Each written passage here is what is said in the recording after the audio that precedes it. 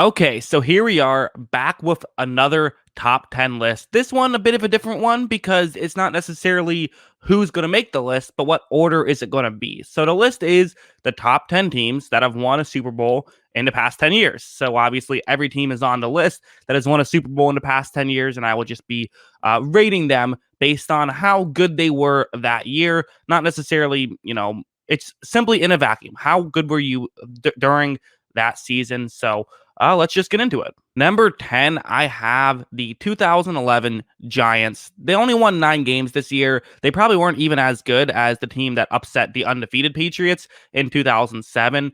And really, this was an all offensive team for the most part. I mean, maybe that's a bit harsh, but their defense was not the reason they were here. Eli Manning was actually great this year, not just in the regular season, but in the postseason as well. So they were largely led through their offense, and that's kind of why they're a little bit lower down. They weren't the most dominant team in the regular season, but you know what?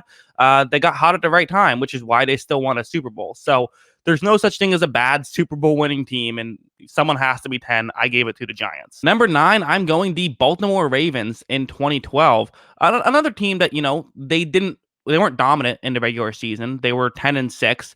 And Ray Lewis, part of that was Ray Lewis was out. He came back in the playoffs, but he wasn't 100% in the playoffs either. He was not the Ray Lewis of old. He was clearly on his last legs. And this is another team that, their quarterback got hot at the right time. Flacco and Anquan Bolden really were just great at the right time, and that's kind of what led them to the Super Bowl. And, they got some key moments, like Ed Reed made a couple key plays, stuff like that.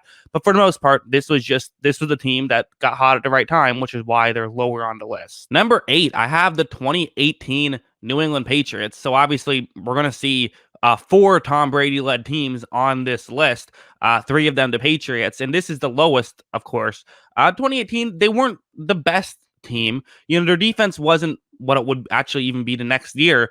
It was solid, and the way that they really were able to win was through coaching and through great offensive line play. That was the main thing about them, is they ran the ball very effectively, and they just had great coaching, where it just seemed like every game they had the absolute right game plan, and it was just enough, especially like that Chiefs game.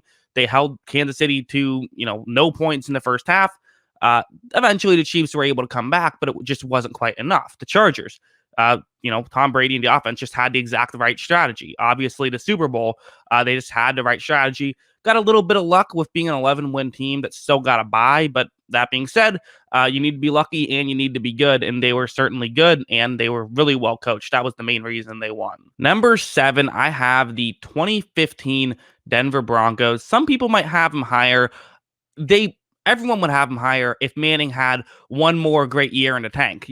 It's so unfortunate that the one year that they get this great defense, he kind of fell off a cliff a little bit. If he was good for 2015, they could have been number 1 on this list. But that's the main reason that they're down. The rest of their team was awesome. It was just Peyton Manning wasn't what he once was, which is why I have him just at number 7. But with that defense being so good and still plenty of good stuff on offense, I still have to put it, higher than a couple other teams. Number 6, I have the Tampa Bay Buccaneers. So, they only won 11 games in the regular season. They were a wild card team, largely due to playing in a good division, but still, they were a wild card team. And, there were some lows with them, right? There were some highs for sure. Winning a Super Bowl is one of them, but their defense was inconsistent all season, really. Even in, they didn't play great in the Washington football game. It worked out, but that wasn't a great one, right? So they had some moments. I think their secondary especially had its missteps, but they got it done when it counted. And that's really what the Tampa Bay Buccaneers team was able to do. Obviously, the receiving core was incredible, and Tom Brady was incredible. The offensive line was incredible.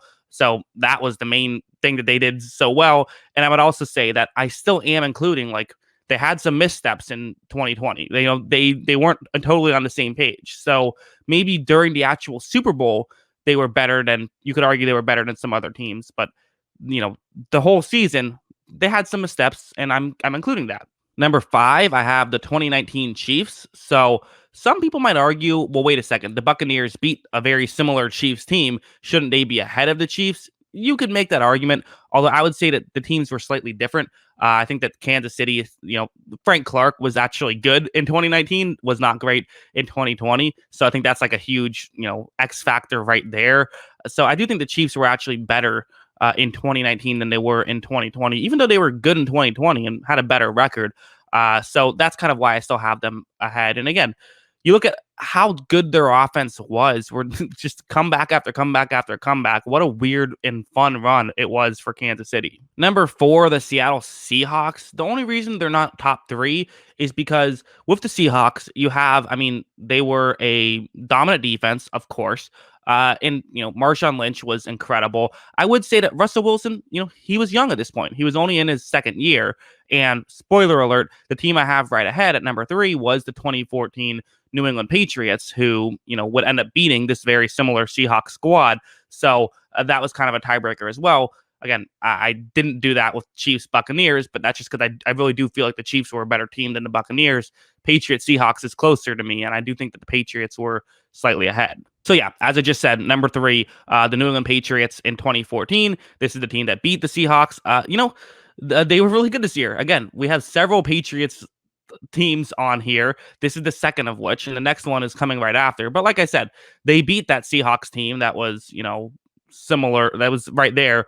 They had really, this is in the era where they were seemingly blowing out teams in the AFC Championship game every single year. That's just kind of how it felt, at least. So there was that aspect, and they still won 12 games on top of it. Number 2, I have the 2016 New England Patriots. This is the team that came back from a 28-3 deficit. They won 14 games in the regular season. So they were, dominant, and they really, were never in danger of losing up until that Super Bowl. So this was one of the real all-time great teams. There's so much talent all around it. And, again, Brady in the prime of his career, having a great season and finishing with a Super Bowl win. So number 1, I do have the Philadelphia Eagles from 2017. Hey, if we want to make the argument that the Seahawks are lower than the 2014 Patriots because the 2014 Patriots beat the 2014 Seahawks, well, then you'd make that same argument that, hey, if the 2016 Patriots is great, well, the Eagles beat them the next year. Again,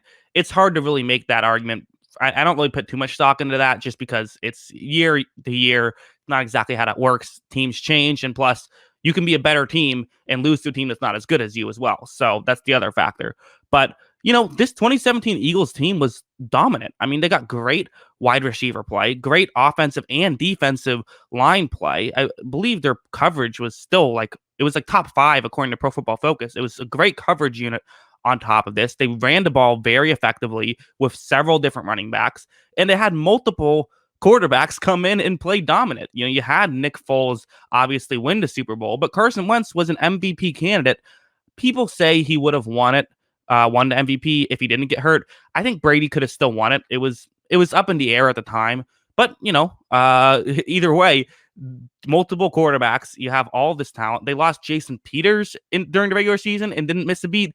You think about all the injuries they had and still found a way to win the Super Bowl. And Doug Peterson was a legitimately good coach this year. The way him kind of going for it on 4th down and sort of starting that trend that now basically every team does.